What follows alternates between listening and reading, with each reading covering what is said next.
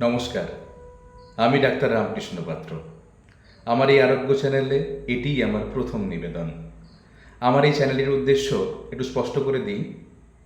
এই চ্যানেলের উদ্দেশ্য আর কিছুই নয়, আপনাদেরকে আয়ুর্বেদ সম্বন্ধে অবগত করা এবং আপনাদের মনের মধ্যে আয়ুর্বেদ সম্বন্ধে কিছু ভ্রান্ত ধারণা থেকে থাকলে সেটিকে সমূলে উৎপাদন করা।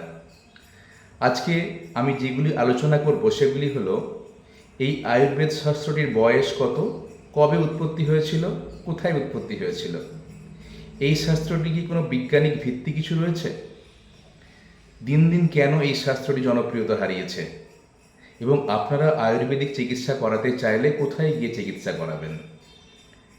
শুনুন মন দিয়ে।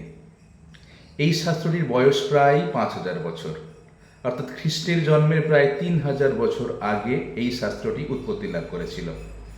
আপনারা জানেন হয়তো ঋক, সাম, যজু এবং অথর্ব এই 4টি বেদের মধ্যে অথর্ববেদ লেখা হয়েছিল ভেষজের ওপরে। অথর্ববেদেতে বেশ কিছু গাছের নাম রয়েছে এবং তার প্রয়োগ কোথায় করব সেগুলি রয়েছে। এই জন্মলগ্ন থেকে আজ অবধি আয়ুর্বেদের যাত্রাপথ কিন্তু একেবারেই সুগম ছিল না, তাই ধীরে ধীরে এটি জনপ্রিয়তা হারিয়েছে। আপনারা জানেন যে ভারতবর্ষ বিশ্বের মধ্যে সবচেয়ে ধনী দেশ ছিল এক সময়তে। এই ধন সম্পদ লুট করার জন্যে বৈদেশিক শত্রুরা বারে বারে আক্রমণ করেছে ভারতবর্ষকে এবং লুটপাট চালিয়েই তারা ক্ষান্ত ছিল না। যেখানে যেখানে আয়ুর্বেদিক শিক্ষা দেওয়া হতো সেই জায়গাগুলোকে ধ্বংস করে দিত এবং সেখানে রক্ষিত পুঁথিপত্রগুলিকে আগুনে জ্বালিয়ে দিত। এর উদাহরণ আপনারা ইতিহাসে প্রচুর পড়েছেন। এরপরে এলো সম্রাট অশোকের সময়কাল। সম্রাট অশোক যখন কলিঙ্গ যুদ্ধে চণ্ডাশোক থেকে ধর্মাশোকে রূপান্তরিত হয়েছিলেন, তখন তিনি আইন প্রণয়ন করে রক্তপাত বন্ধ করে দিয়েছিলেন এবং সেই সময়তে আয়ুর্বেদিকের শল্য চিকিৎসা করা অর্থাৎ সার্জারি করা বন্ধ হয়ে গেছিল। ফলে বেশ কয়েক দশক শল্য চিকিৎসার ক্ষতি হয়েছিল।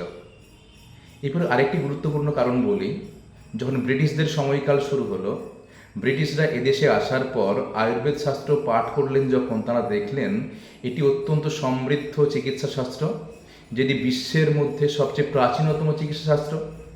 সেটিকে ওরা পড়াশোনা করে তার নির্যাসটুকু নিয়ে নিলেন।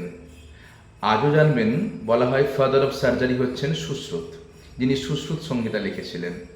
আপনারা জেনে আরও অবাক হবেন যে আজকে মডার্ন চিকিৎসায় সার্জারিতে যে সমস্ত ইনস্ট্রুমেন্ট ব্যবহার করা হয়, সেই সমস্ত ইনস্ট্রুমেন্টের প্রায় হুবহু ছবি আমরা সুশ্রুত সংহিতাতে তার ছবি বর্ণনা পেয়ে থাকি। এত হাজার বছর আগে এত সুন্দর ইনস্ট্রুমেন্টের বর্ণনা তিনি দিয়ে গেছিলেন। আপনারা এটা হয়তো জানেন বা জানেন না যে বিশ্বের মধ্যে প্রথম প্লাস্টিক সার্জারি, কসমেটিক সার্জারি সুশ্রুতের বইতেই বর্ণনা করা আছে। ছোট্ট একটা উদাহরণ দিই আপনাকে। টিপু সুলতানের রাজত্বকালে যখন ইংরেজদের সঙ্গে টিপু সুলতানের যুদ্ধ লেগে থাকতো, তখন টিপু সুলতানের সৈনিকরা যখন পরাজিত হতো, ইংরেজরা তাদের নাক কেটে দিতেন। এরপরে দেখা গেল যে সমস্ত সৈনিকদের নাক কেটে দেওয়া হয়েছিল তারাই বেশ কয়েক মাস পরে সুন্দর নাক নিয়ে ঘুরে বেড়াচ্ছে। তখন ইংরেজদের মাথায় প্রশ্ন জাগলো যে এদের নাক কাটার পরে এত সুন্দর নাক কোত্থেকে এলো। তারা দেখলেন ভালো করে যে তাদের নাকটা সুন্দর সুগঠিত নাক একটা দেখা যাচ্ছে এবং কপালে একটা ত্রিভুজাকৃতি যেন দাগ রয়েছে। তখন সেই সৈনিকদেরকে জিজ্ঞাসা করলেন তারা কি হয়েছিল। তারা বললেন কবিরাজরা আমাদের নাক তৈরি করে দিয়েছে। নাক তৈরি করার জন্য বিভিন্ন জায়গা থেকে স্কিন নেওয়া হতো, কপালে একটা ত্রিভুজাকৃতি স্কিন নিয়ে নাক তৈরি করে দেওয়া হতো। তখন ইংরেজরা সেই সমস্ত কবিরাজদের কাছ থেকে শিখলেন কিভাবে প্লাস্টিক সার্জারি, কসমেটিক সার্জারি করা যায়। তাদের কাউকে কাউকে নিয়ে গেলেন ইংল্যান্ডে, গিয়ে শিখে নেওয়ার পরে তাদের সেই সমস্ত পদ্ধতিগুলোকে তাদের নিজেদের ইংরেজি বইতে লিপিবদ্ধ করলেন। আপনারা এখন যদি আমার কথা বিশ্বাস না হয়, সুশ্রুত সংহিতা সূত্রস্থানের 16 নম্বর চ্যাপ্টারটা পড়ে দেখবেন, কর্ণবেদ বন্ধ বিধি। এইভাবে আমি যদি বলতে আরম্ভ করি 2-3 ঘন্টা চলে যাবে, শেষ হবে না যে সুশ্রুতের কী অবদান ছিল এবং মেডিসিনের চিকিৎসায় চরকের কী অবদান ছিল। যাই হোক, ইংরেজরা এই সমস্ত শিখে নেওয়ার পরেও এই শাস্ত্রটাকে এগিয়ে নিয়ে যাওয়ার জন্যে কখনো কোনো পৃষ্ঠপোষকতা করেনি। যাই হোক, আজকে এই শাস্ত্র অত্যন্ত অবহেলিত। আমাদের ভারতবর্ষের মানুষই কিন্তু এই শাস্ত্রকে দূরে ঠেলে দিয়ে বিদেশি চিকিৎসাকে মাথায় নিয়ে লাফালাফি করে। অথচ আপনাদের গর্ববোধ করার কথা, বিশ্বের প্রাচীনতম চিকিৎসা শাস্ত্র যার উৎপত্তি ভারতবর্ষেই হয়েছিল এবং আজ থেকে প্রায় 5,000 বছর আগে থেকে সারা বিশ্বকে চিকিৎসা পরিষেবা প্রদান করে আসছে এই আয়ুর্বেদ শাস্ত্র। যাই হোক, আপনারা অনেকে প্রশ্ন করেন আমাদেরকে যে এই চিকিৎসা কি পুরোপুরি পার্শ্ব প্রতিক্রিয়া মুক্ত? একটা ছোট উদাহরণ দিয়ে বুঝিয়ে দিই। ধরুন কারো একটা সুগার হয়েছে, ডায়াবেটিস হয়েছে, মানে রক্তে শর্করার পরিমাণ বৃদ্ধি পেয়েছে। সাধারণ মানুষের ধারণা রয়েছে রক্তে শর্করা বাড়লে বোধহয় তিতো জিনিস দিয়ে চিকিৎসা করলে শর্করা প্রশমিত হবে। তিনি করলেন কি, মুঠো মুঠো নিম পাতা বা অন্য কোনো তিতো গাছের পাতা চিবিয়ে তার রস খেতে আরম্ভ করলেন। সুগার কিন্তু ভালো হয় না, বরং এত বেশি তেতো রস খাওয়ার জন্যে আপনার অন্য সমস্যা হতে পারে, ঘুম চলে যেতে পারে, মেজাজ খিটখিটে হয়ে যেতে পারে, যৌন জীবন ব্যাহত হতে পারে। তো এই যে পার্শ্ব প্রতিক্রিয়াটি হলো, এটার জন্য কিন্তু আপনি নিজে দায়ী, আয়ুর্বেদ দায়ী নয়। তাই এক কথায় উত্তর দিতে গেলে বলতে হয় আয়ুর্বেদ চিকিৎসা প্রায়ই পার্শ্ব প্রতিক্রিয়াহীন।